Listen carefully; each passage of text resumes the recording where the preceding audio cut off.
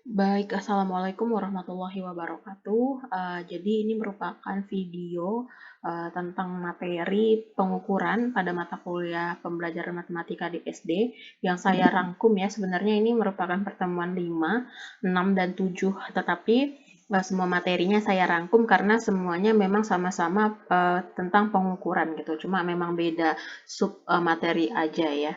Nah, jadi pada video ini ya, saya akan membahas beberapa jenis pengukuran yang digunakan dalam matematika ya, terutama di sekolah dasar, di mana pengukuran itu merupakan sebuah proses atau suatu kegiatan ya. Jadi sebuah proses atau suatu kegiatan untuk mengidentifikasi besar, kecilnya, atau panjang pendeknya, atau berat ringannya suatu objek ya.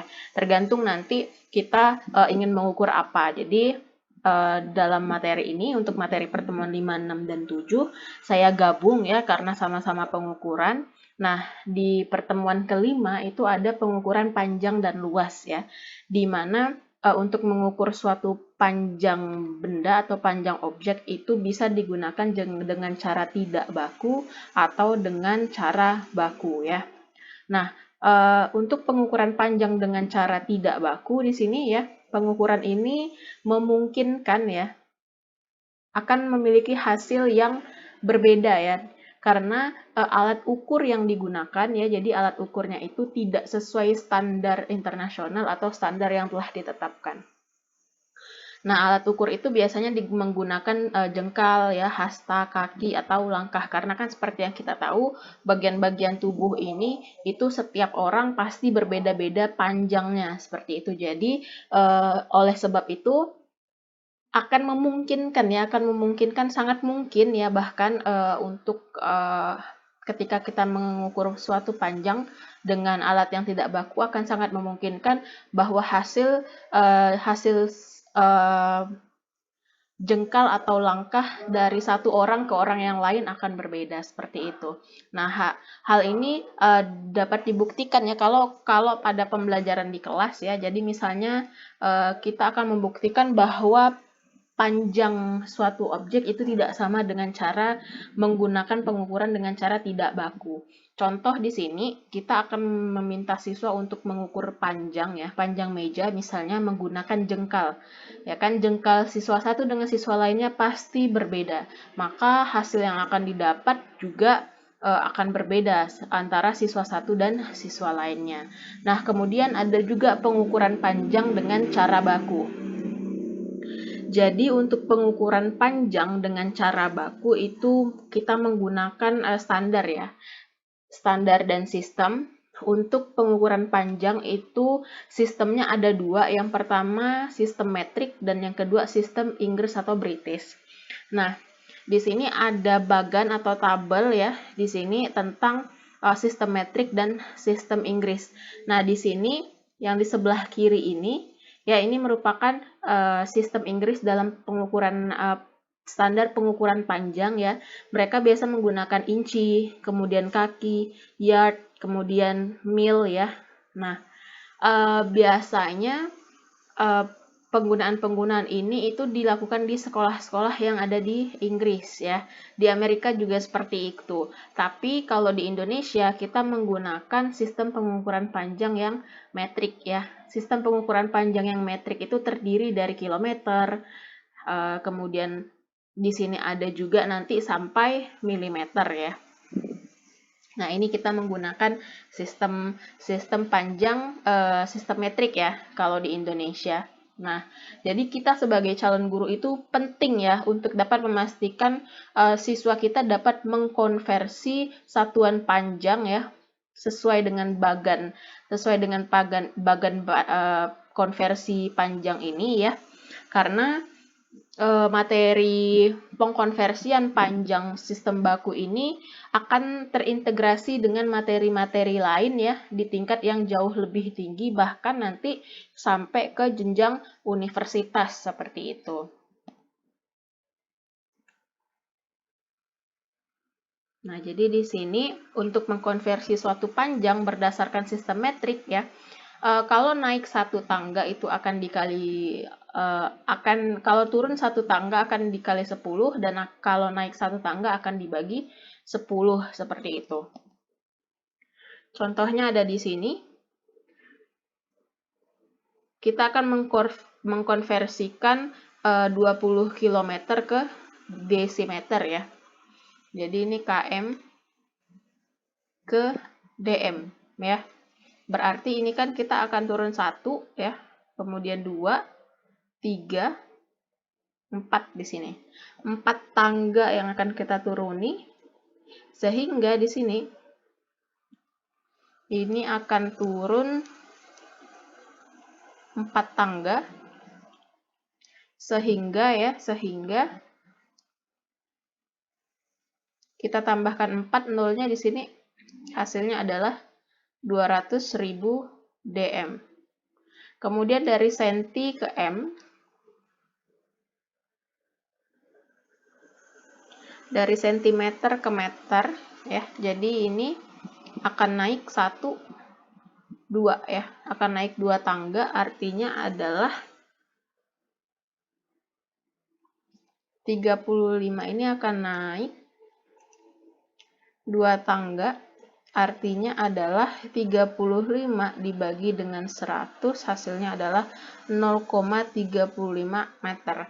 Nah, selain kita menggunakan gambar-gambar pada bagan konversi panjang, kita juga bisa menggunakan tabel bantu seperti ini. Misalnya tadi di sini ya, 20 km ya. Ini 20 km di sini berarti, ya kan? Nah, kemudian kita mau mengkonversikan ke dm. dm itu ada di sini. Berarti ini tinggal 1, 2, 3, 4 ya. Jadi nolnya ditambah 4, hasilnya adalah 200.000 ya. Ya, 200.000 dm. Nah, kemudian untuk 35 ya, 35 cm. 35 cm letaknya ada di sini. Kemudian akan kita ubah ke meter, ini 0 di sini ya. Nah, letak nolnya itu ada di mana? Nolnya letaknya di sini. 0 pertama ya. Jadi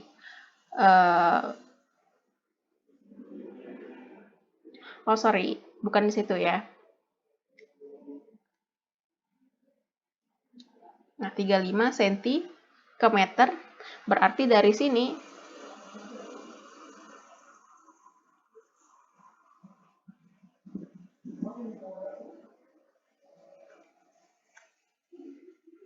berarti dari sini komanya di sini ya. Komanya pas di antara 0 dan 35. 0,35 cm ya di sini. Nah, kemudian kita akan mengukur panjang, pengukuran dan konversi satuan untuk luas ya. Kalau untuk luas di sini kita perhatikan bahwa memang sama-sama punya bagan juga ya, tapi perbedaannya dengan panjang. Kalau panjang tadi itu kita cuma punya kilometer, ya kan? Dan seterusnya di sini sampai milimeter ya. Di sini tidak ada pangkat 2, tapi kalau kita perhatikan luas di sini ada pangkat 2, ini menunjukkan tentang persegi. Nah, ini merupakan simbol luas ya. Nah, ini simbol luas. Nah, selain menggunakan sistem metrik meter, kita juga menggunakan sistem metrik are ya. 1 are itu sama dengan 1 dekameter persegi ya. Jadi diingat baik-baik, ada kiloare, hektoare, dekaare, are sampai miliare. Jadi biasanya juga digunakan hektar ya. Nah, jadi di sini kalau untuk luas, kalau tadi panjang kalau setiap turun 1 itu dikalikan 10, nah kalau luas turun sekali itu dikalikan dengan 100, naik sekali itu dibagi dengan 100. Nah, jadi 1 are itu ya, tadi seperti yang saya bilang, bagan lainnya untuk menentukan luas itu sama dengan 100 meter persegi. Kemudian 1 hektar itu merupakan 10.000 meter persegi. Jadi biasanya memang pada soal-soal di soal SD juga disediakan konversi luas ya, konversi luas dalam bentuk hektar atau are. Nah, kemudian di sini saya juga punya pengukuran volume. Kalau tadi panjang dan luas itu punya bagan, volume juga punya, dan ciri khasnya di sini dia pangkat 3 atau kubik ya. Ini menunjukkan simbol untuk volume. Nah, kalau kita lebih perjelas lagi kenapa luas itu pakai persegi, kemudian volume itu pakai kubik. Jadi kalau luas itu kita mengukur tentang dimensi 2. Dimensi 2 itu terdiri dari X dan Y ya. Jadi kalau untuk volume kita mengukur dimensi 3 ya. Jadi ada X, Y, dan Z. Nah, jadi X, Y, dan Z di sini. Ya kan, kalau suatu bilangan itu dikalikan sebanyak 3 kali, misalnya di sini 2 kali 2 kali 2 itu sama dengan 2 pangkat 3 ya. Maka ini juga ya, ini juga pangkat 3 di sini. X kali Y kali Z, bilangannya sama ya. Jadi oleh karena itu di sini kenapa pakai pangkat 3. Nah, kalau di sini misalnya di sini dikalikan 2 kali ya, 2 bilangan. Misalnya di sini 3 pangkat 2 itu artinya 3 kali 3 ya kan. Makanya kalau untuk luas dia pakai persegi karena X dikali Y di sini. Kalau ini ada 3 buah bilangan yang dikalikan, makanya di sini dia pakai kubik. Nah, untuk kubik setiap turun satu tangga itu dikali 1000, kemudian dibagi 1000 setiap naik satu tangga.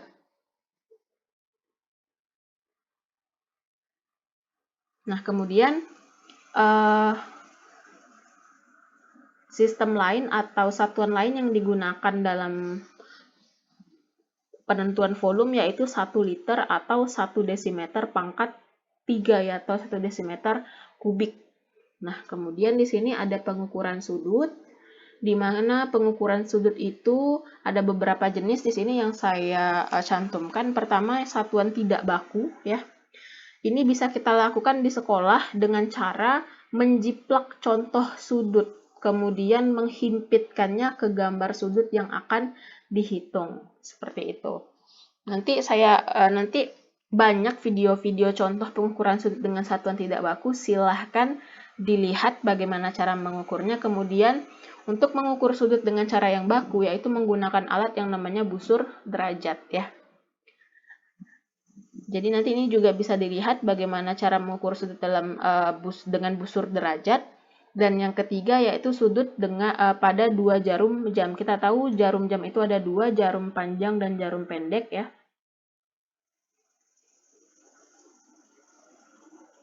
Nah, misalkan di sini saya punya jam di sini ya. Di sini 12 misalnya kan.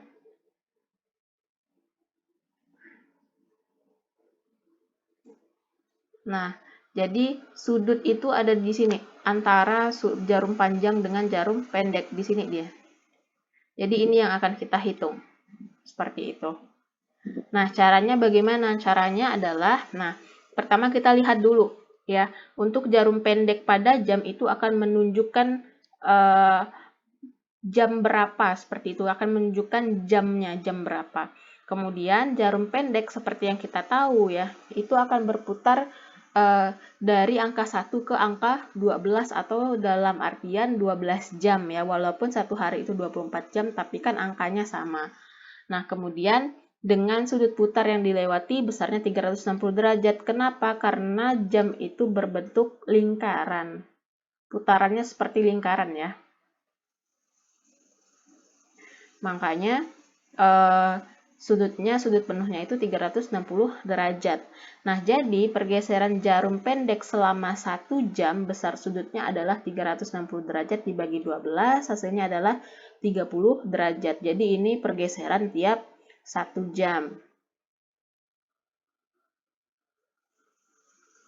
Nah, ini pergeseran tiap 1 jam.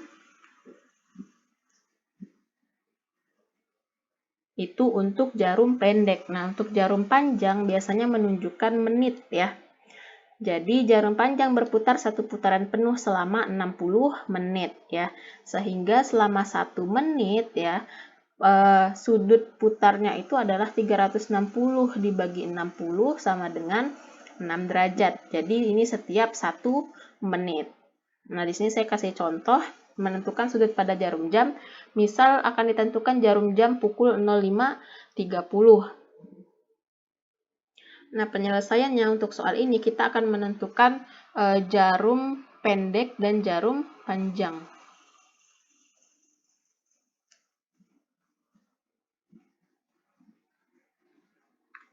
Tadi saya bilang untuk jarum pendek ya, jarum pendek itu mengindikasikan tentang besar sudut tentang jam ya, jumlah jam ya.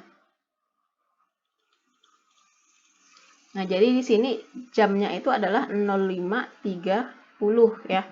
30 artinya apa? Di sini 5 dikali dengan 30 itu adalah 30/60. Kenapa di sini ada 60? Karena 1 jam 60 menit.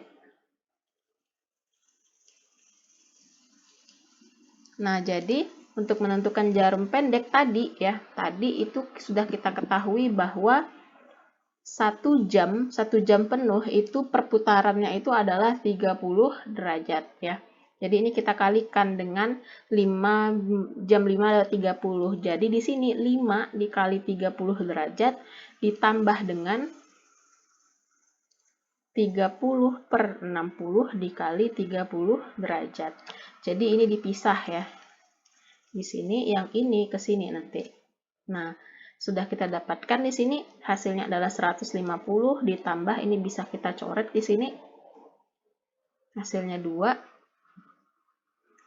Ini 15 ya. Jadi ini 165 derajat itu untuk jarum pendeknya. Nah, sekarang jarum panjangnya.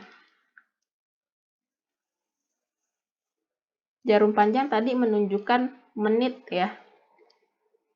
Jarum panjang menunjukkan menit. Nah, tadi kita ketahui bahwa 1 menit itu perputarannya adalah 6 derajat. Nah, di sini kita lihat jamnya itu adalah 30 menit ya. Artinya ya, untuk 30 menit itu adalah 30 dikali 6 derajat sama dengan 180 derajat. Maka sudut yang terbentuk ya. Jadi ini di sini saja. Sudut yang terbentuk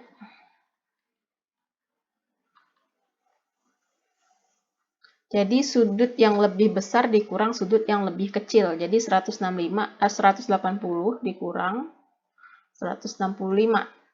Hasilnya adalah 15 derajat. Nah, ini jawabannya. 15 derajat. Kemudian pengukuran yang terakhir adalah pengukuran berat ya. Jadi kalau tadi panjang itu adalah 1 dimensi ya. Itu panjang. Kemudian 2 dimensi itu adalah luas. Kemudian 3 dimensi itu adalah volume ya. Nah, kalau untuk berat di sini kita pakai satuan bakunya itu adalah gram. Ya, satuan bakunya adalah gram. Kita kembali ke dalam 1 dimensi ini ya, maka setiap turun 1 tangga itu dikali 10, setiap naik 1 tangga itu dibagi dengan 10. Nah, selain gram ya, kalau untuk pada satuan berat biasanya pada tingkat SD digunakan juga itu 1 ton ya. Jadi ton dan kuintal. Di mana 1 ton itu sama dengan 10 kuintal ya. Sorry ini 100 ya.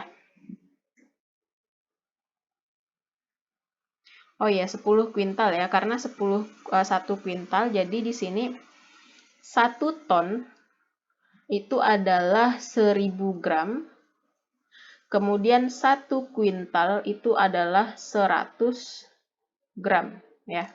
Jadi 1 ton berarti adalah 10 kuintal.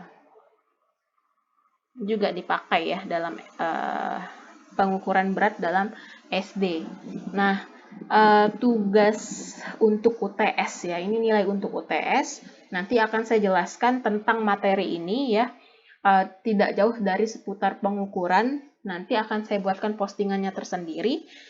Terima kasih atas perhatiannya. Jadi itu adalah materi pengukuran Untuk pertemuan 5, 6, dan 7, kenapa saya satukan memang karena materinya tidak banyak ya. Materinya tidak banyak, makanya saya satukan dalam video saja dan dalam satu pertemuan saja, seperti itu. Terima kasih atas perhatiannya. Assalamualaikum warahmatullahi wabarakatuh.